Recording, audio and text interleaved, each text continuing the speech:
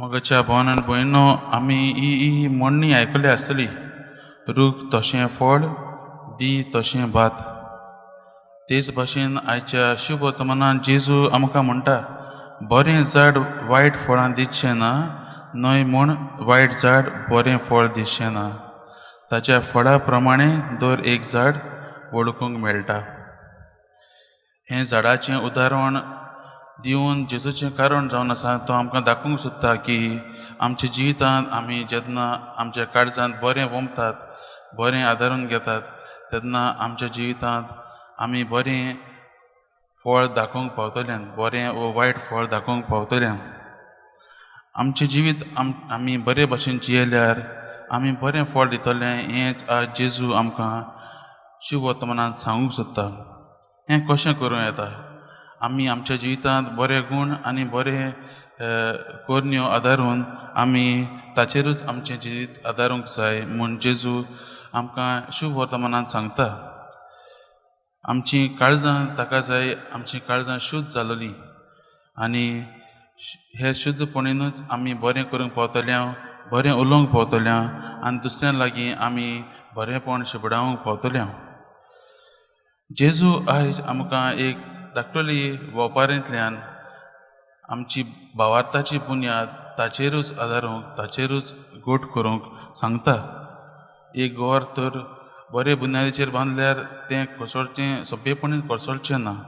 देखूनच जेजू म्हणटा, आपल्याचेरूच भावार्थ गोट करात. जेजूचेरूच आमचो भावार्थ गोट आसूंक गरजेचो. जेजूचेरूच चिटकून रावन आमी आमचें जिवीत चलोवंक गरजेचीं. तेन्नाच आमी बरीं फळां दिवंक पावतल्या, तेन्नाच आमी बरे भाशेन जिवीत चलोवंक पावतल्या. आमी बिस्तें बसल्यार आमकां ही सोडवण जेजू आमकां दिवंक आयला ती आमकां मेळची ना. जेजू आमकां पातकांतलीं सोडूंक आयला, पूण आमी वावर करूंक गरजेचो. तेंच आज जेजू आमकां सांगता. आमी फकत ताचें आयकल्यार आनी ताका मेळ्ळ्यार जायना. आमी तो कितें सांगता तें आमी करूंक जाय. आनी तें कितें काय? जेजू आमकां सांगता आयच्या शुभ वर्तमानांतल्यान आमी ह्यो बऱ्यो कोरण्यो करून, बरें उलोवन आमी बरेंपण शिबडावंक, हेंच आज जेजू सांगता. मोगाच्या भावान भयणो, पयल्या वचपांत आमी पळयलां, भाग्यवान पावलो म्हणटा जेजू पातक्यांक सोडूंक आयलो आनी ताकाय ताणें दुसऱ्यांक एक नमुनो कसो केलो. आमी जाणा भाग्यवान पावलोची खबर. जेन्ना जेजू ताका भेटलो तेन्ना ताचें आख्खें जिवीत बदल्लें आनी ताणें आपलें जिवीत जेजूच्याच वावराक समर्पिलें आनी जेजून ताका एक नमुनो कसो केलो.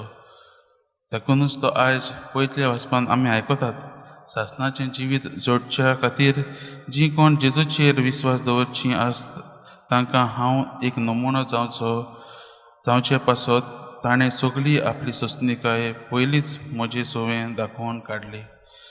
आनी जेजू क्रिस्ताच्या मोगान तो इतलो लासतालो, जेजू क्रिस्तान इतलो तो बुडलो की तो ताच्याच आदारान बरीं फळां उत्पन्न करूंक लागलो.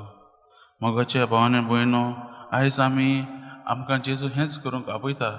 आमी आमच्या जिवितांत बरीं वागून, बरे गूण आपणावून आनी बरेंपण शिबडावंक आमी वावरुया आनी जेजूच्याच ह्या उतराक, ह्या आपुण्याक कान दिवन जेजूचीच खरी साक्षीदार जावंक आमी वावरुया.